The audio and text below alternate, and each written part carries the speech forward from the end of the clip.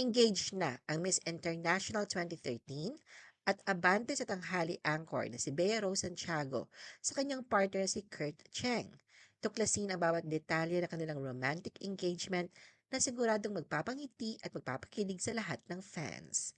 The Philippine Showbiz List presents detalye ng engagement ni Bea Rose Santiago sa Amerika. Bea's Spectacular Proposal.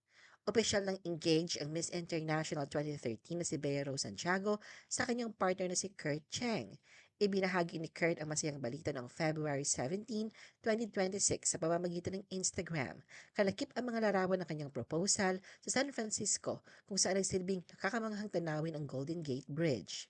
Sa kanyang caption, ikinuwento niyang sa lugar na minsang nagpatatag muli sa kanya ay natagpuan niya ang lakas ng loob na mamuhay ng malaya, magmahal ng buong tapang at yakapin ang tunay niyang sarili. Ibinahagi rin niyang naging kakaiba ang pagdiriwang nila ng Valentine's Day dahil habang tangan ni Bea ang korona ng tagumpay, siya naman ang nag-alay ng singsing na sagisag na panibagong yugto ng kanilang pag-iibigan. Bea was stunned with surprise. Kitang-kita ang labis na pagkabigla at emosyon sa mukha ni Bea nang biglang lumuhod si Kurt sa kanyang harapan upang ihayag ang pinakamahalagang tanong ng kanyang buhay. Sa sandaling yon ay tila huminto ang oras habang unti-unting nauunawaan ni Bea ang kahulugan ng tagpong nagaganap sa kanyang harap.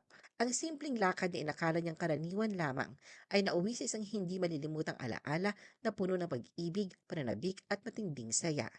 Ang kanilang engagement ay ginanap sa isang romantic place na pinagsama ang modernong ganda ng lungsod at ang kahali-halina at payapang tanawin ng kalikasan, dahilan upang mas makahulugan ang bawat sandali.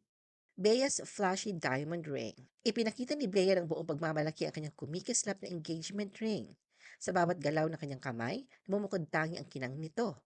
Ang bawat detalye ay nagpapakita ng kanyang kasiningan at personal na style mula sa perfect shape ng kuko hanggang sa kahali-halinang na tumutugma sa kinang ng singsing.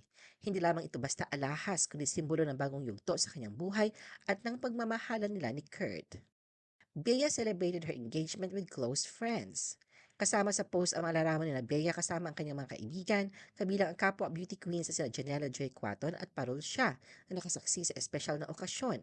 Makikita sa bawat larawan ang saya, tawanan at emosyon ng bawat isa habang ipinagdiriwang ang mahalagang yugto sa buhay ni Bea.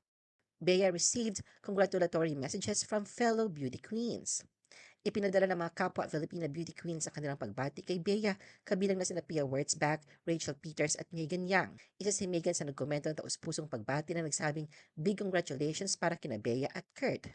Bea's remarkable CEO fiancé. Si Kurt ang CEO sa likod ng isang buong pusong Pilipinong brand para sa pangangalaga ng mga aso. Ang pagiging dog dad sa ilang mga aso ay nagsilbing training ground ni Kurt, nagturo sa kanya ng matatag na disiplina at dedikasyon sa murang edad. Pinangunahan ni Kurt ang dogo patungo sa tagumpay, gamit ang karanasan niya bilang dog owner at kaalaman mula sa kanyang undergraduate at graduate studies sa mga top universities. Itinatag ang Dogo bilang e-commerce platform noong 2019, ilang buwan bago ang national quarantine. Nakaranas ng mabilis na paglago ang Dogo sa kabila ng pandemic at mga hamon sa ekonomiya. Sa kanyang mga paglalakbay sa ibang bansa, napansin ni Kurt ang kakulangan ng access ng mga Pilipino sa dekalidad na pet supplies. Ito nagtulak sa kanya upang gawing one-stop shop ang Dogo para sa mga pet owners sa Pilipinas. Ano ang masasabi mo sa video na ito? Mag-like o mag-react at huwag mahiyang mag-comment. For our YouTube viewers, huwag kalimutan mag-subscribe at i-hit ang notification button. At para sa aming Facebook viewers, mag-like at follow sa aming Facebook page para updated ka sa mga showbiz chika. Thanks for watching!